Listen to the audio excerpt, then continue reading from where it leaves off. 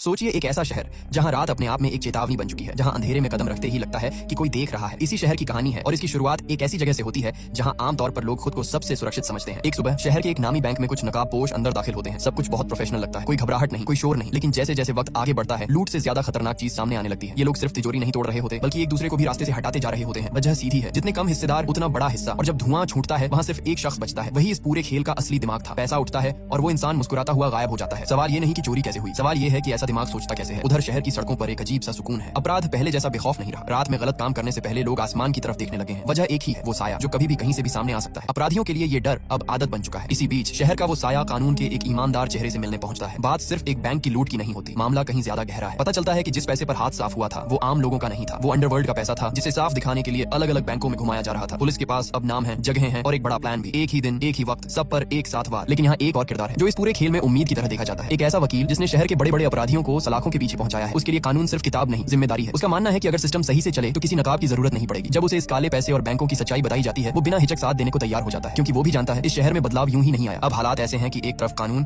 एक तरफ अंडरवर्ल्ड, और इनके बीच वो शख्स जो नियमों से नहीं नतीजों से चलता है। लेकिन असली सवाल अभी बाकी है। जो इंसान शुरुआत में अकेला हंसता हुआ बाहर निकला था, क्या वो सिर्फ पैसा? रुक जा भाई, अल्लाह का नाम लिखने में इज्जत है, जिल्लत नहीं। अगर अल्लाह से सच्चा प्यार करते हो तो वीडियो को लाइक सब्सक्राइब करके अपने 4 सच्चे दोस्तों को शेयर करो और कमेंट में अल्लाह का कोई एक नाम जरूर लिख के जाना चाहता था, या वो कुछ और साबित करने आया है। यही वो मोड़ है जहाँ से ये कहानी सिर्फ जुर्म की नहीं रहती, बल्कि इंसान की सोच, डर और चुनाव की बन जाती है। और यकीन मानिए, आगे जो होने वाला है वो किसी को भी पहले जैसा नहीं रहने देगा। इस शहर में एक और दिलचस्प बात है। जो लोग रात में छाया से डरते हैं, उन्हें ये बिल्कुल नहीं पता कि उस छाया के पीछे असल में कौन है। शहर का एक बड़ा शरीफ सा दिखने वाला बिजनेसमैन है, नाम है ब्रूस। ऊंची इमारतें, बड़ी गाड़ियां, चमकती जिंदगी। कोई सोच भी नहीं सकता कि यही इंसान अंधेरे में शहर का सबसे बड़ा डर बन जाता है। अब दूसरी तरफ गोथम की अंडरवर्ल्ड में हलचल मची हुई है। बड़े बड़े अपराधी एक साथ बैठे हैं, माहौल में घबराहट साफ दिखती है। तभी एक स्क्रीन ऑन होती है और वहाँ एक आदमी नजर आता है जो शहर से दूर बैठकर भी सबको कंट्रोल कर रहा है। वो बताता है कि जिस बैंक से पैसा गायब हुआ था वो रकम उनकी थी, मोटी रकम। और पुलिस को अब ये भी पता चल चुका है कि बाकी काला पैसा किन जगहों पर छुपा है। छापे की तैयारी पूरी है, लेकिन वो आदमी एक चाल चल चुका होता है। पुलिस के पहुंचने से पहले ही वो सारे पैसे वहां से हटा चुका है, बिना किसी को बताए। उसका कहना है कि पैसा अब सुरक्षित है और वो शहर छोड़कर बहुत दूर जा रहा है। बात सुनकर सबको थोड़ी राहत मिलती है, लेकिन ये राहत ज्यादा देर टिकती नहीं। अचानक उस मीटिंग में एक ऐसा चेहरा सामने आता है जिसे देखकर कमरे का तापमान ही बदल जाता है। उसी